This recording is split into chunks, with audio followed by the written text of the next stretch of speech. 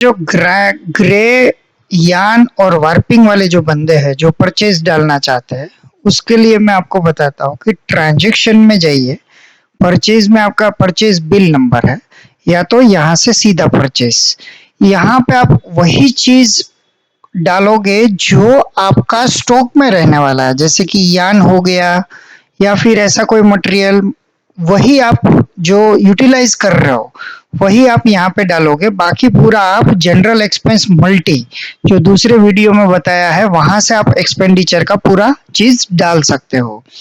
अब यहाँ पे परचेज आप कैसे करोगे? परचेज करने के लिए न्यू का बटन दबाइए, एंटर मारिए। आपके पास में बहुत सारी यहाँ पे बुक दी गई है, आपको जो भी बुक सूटेबल है, यान परचेज है तो यान परचेज की बुक ले लीजिए। पार्टी का बिल नंबर डाल दीजिए, एंटर मार के जो भी पार्टी है आपकी उस पार्टी को आप सिलेक्ट कर लीजिए। सिलेक्ट करने के बाद आप क्या कीजिए, यहाँ पे डेट डाल दीजिए, ब्रोकर, क्रेडिट डेज, लोट नंबर शेडी नंबर, और आपका जो भी टाइप का इनवॉइस है, लोट नंबर एंड शेडी नंबर आपको मास्टर्स में जो प्रोसेस में डालने के लिए ऑप्शंस दिया हुआ है। देन आप फिर यहाँ पे आ जाइए। अब यहाँ पे राइट हैंड साइड में जो आपके कोने में दिख रहा है, वो जो बंदे यान का सौदा बुक मेंटेन करते हैं कि भाई मेरा इतना यान गया है, इतना ऑर्डर दिया है, वो सौदा बुक के लिए दिया है। तो ये मेरे पास जो स्क्रीन खुला है सौदा बुक के साथ में खुला हुआ है, इसलिए मैं आपको इसके साथ में कैसे परचेज होता है वो मैं सिखाता हूँ।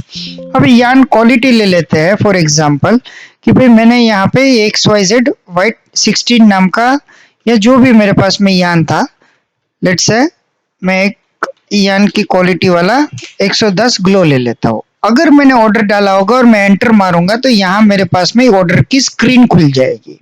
हालांकि इसमें मैंने ऑर्डर नहीं डाला है, तो मेरे पास कितना कार्टून है, उस cartoon number of cartoons, number of चीज कुछ भी नहीं डालना है, मैं सीधा वजन डालूंगा।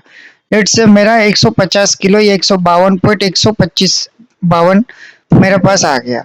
रेट, अब बहुत सारे बंदों को ऐसा प्रॉब्लम्स होता है कि यहाँ पे रेट, यहाँ पे बिल अमाउंट मिलता नहीं है, तो उस केस में आप क्या कीजिएगा, रेट मत डालिए, सीधा अमाउंट डालिए।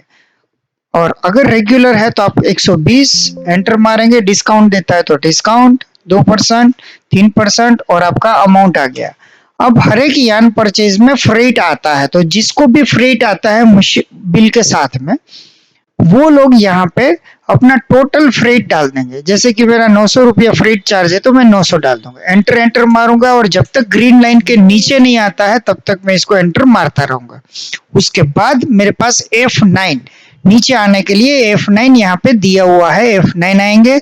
TCS है तो डालेंगे, नहीं है तो एंटर मारेंगे, आगे बढ़ेंगे, एंटर मारेंगे।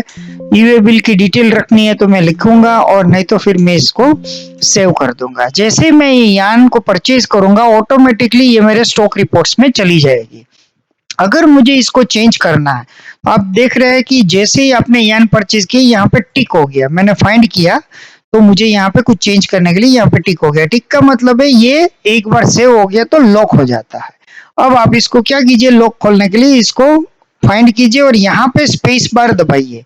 कंप्यूटर की जो सबसे लंबी डंडी आती है उसको दबाइए और डबल क्लिक कीजिए। अब आपको जो भी चेंजेस करना है, जैसे कि मुझे इसमें चेंज करना है तो मैं क्या करूंगा, 121 रुपया करके चेंज करके इसको ग्रीन लाइन के नीचे लेके आऊंगा।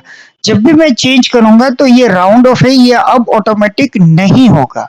इसके लिए मैं इसके राउंड ऑफ को डिलीट कर दूंगा और ऊपर में कहीं क्लिक करूंगा तो एग्जैक्टली राउंड ऑफ कितना करना है मुझे ये खाने में दिखाई दे रहा है।